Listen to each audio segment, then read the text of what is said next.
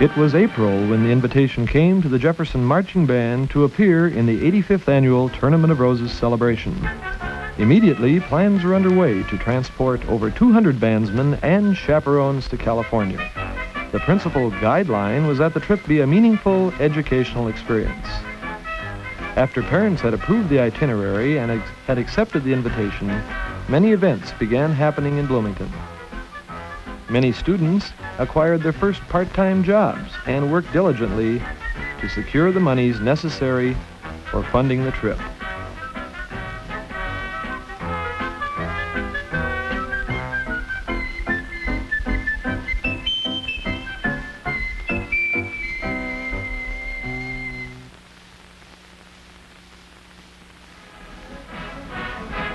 Practice began in August and continued during the fall in preparation not only for the Rose Bowl experience, but for 7 football appearances and countless concerts as well.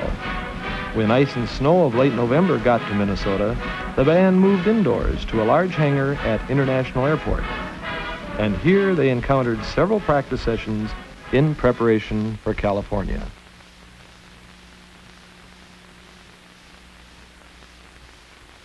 Performances around the Twin City area in behalf of the Minneapolis Aquatennial and the St. Paul Winter Carnival. The entire organization was going to California.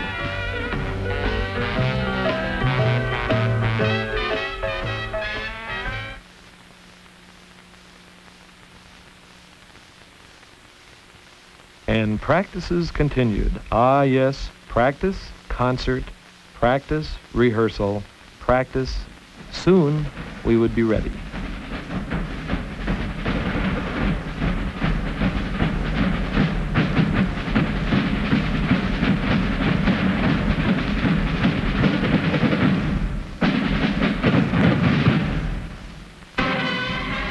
Rehearsals continued through Thanksgiving vacation and on into November. And finally, Christmas Day came and the band loaded their 2 chartered jets for California.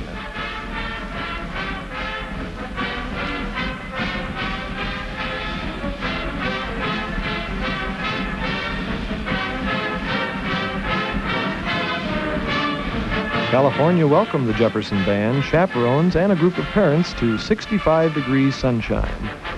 The band soon settled at the Grand Hotel and practices began in our new situation, 65 degrees, Anaheim, California.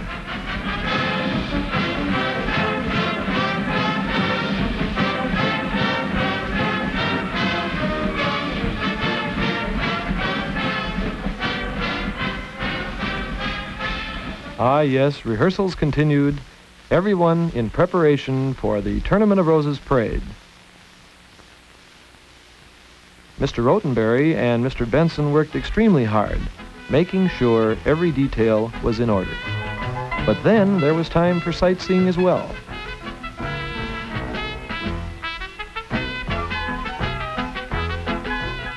Sightseeing for the band began at Universal Studios.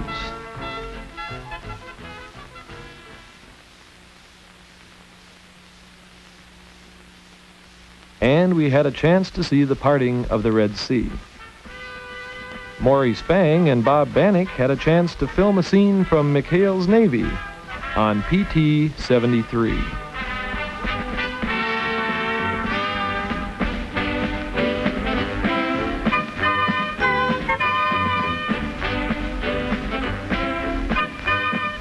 And the sightseeing continued.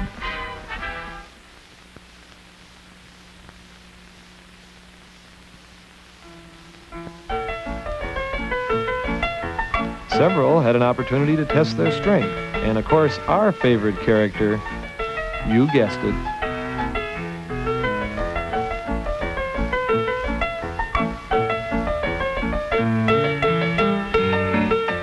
from Universal City, the band moved to Marineland on the Pacific, on the Palos Altos Peninsula. Here, in a drizzling rain, the band played to a good crowd, and everyone thoroughly enjoyed it.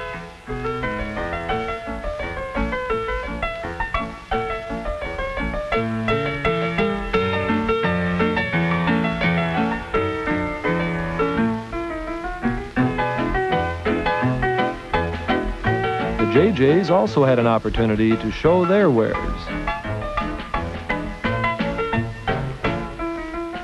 And student director Mark Wolfram had a chance to direct the band in one of his many arrangements, prepared especially for the trip.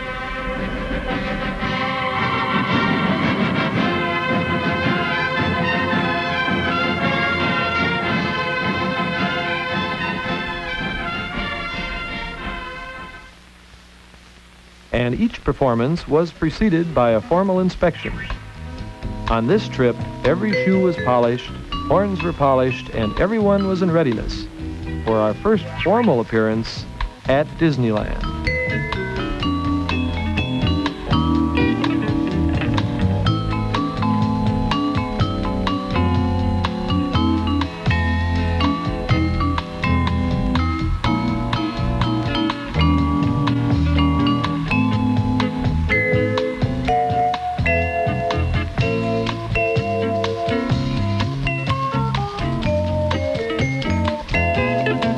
The band had the distinct honor on December 28th of leading the Disneyland Fantasy on Parade.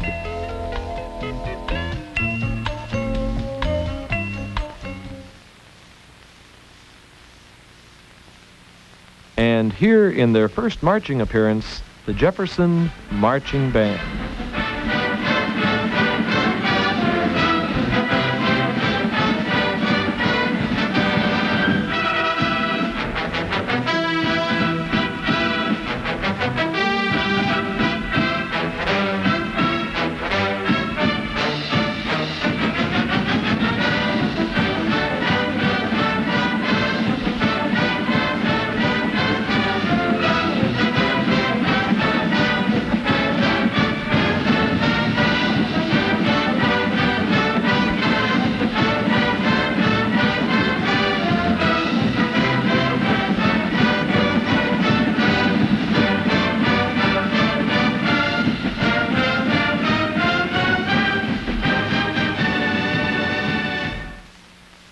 For the 40,000 plus at Disneyland, this was quite an experience, and the band was well on their way. The next stop, Pasadena, California, for the McDonald's Band Review. On December 29th, the band experienced a frustrating but finally satisfying day at the recording session with host Doc Severinsen.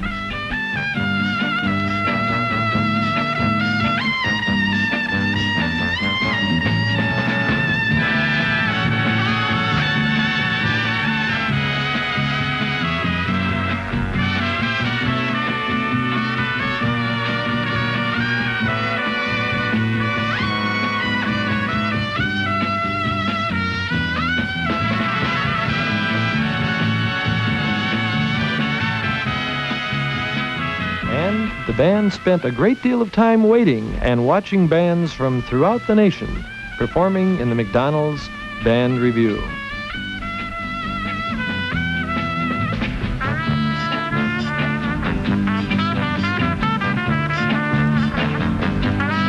The entire day was spent in rehearsal for the McDonald's Review. The band was going to have one opportunity to do their show, and hardly anyone was nervous.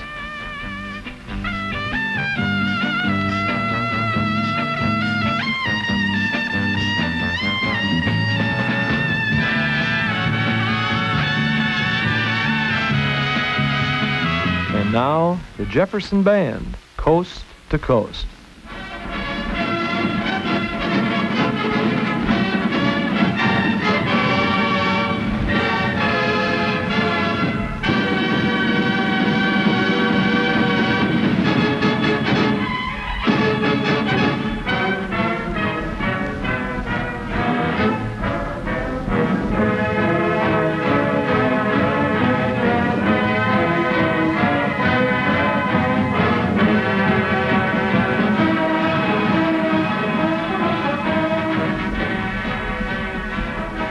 The band review show just completed, the band now would relax and get an opportunity to meet students from other states, students from other bands who had worked as they had to appear before the cameras in the band review.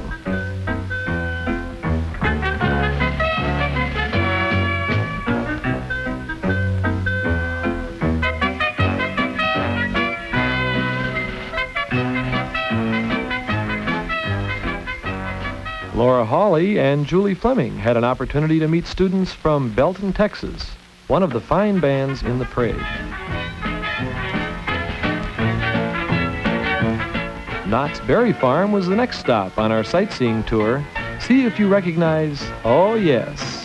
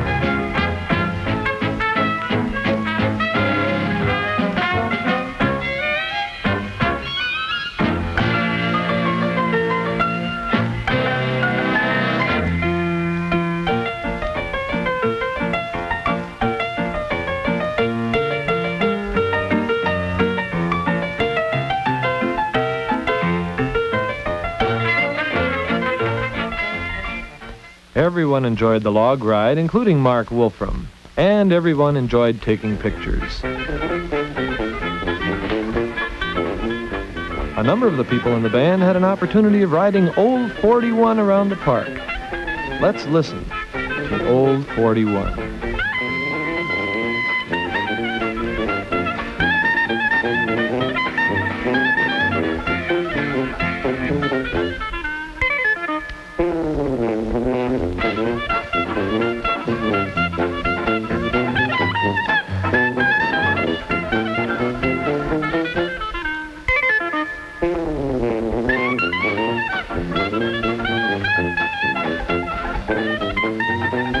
Even the chaperones had an opportunity to have their pictures taken by other chaperones and one of our traditional bus rides, over 2,000 miles in California via bus, and everyone got a chance to relax.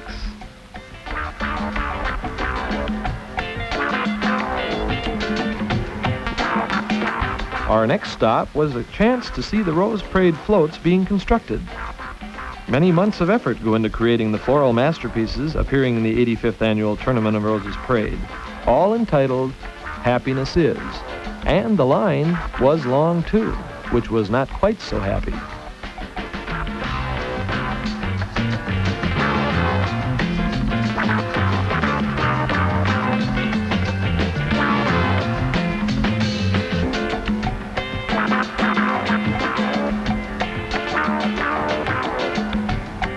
Our New Year's Eve was spent at the Grand Hotel, complete with favors and decorations. This was a night to remember, at least until 10 o'clock.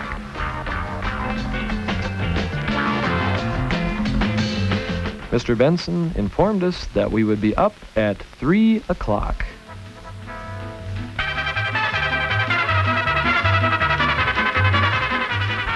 "6 o'clock on New Year's Day."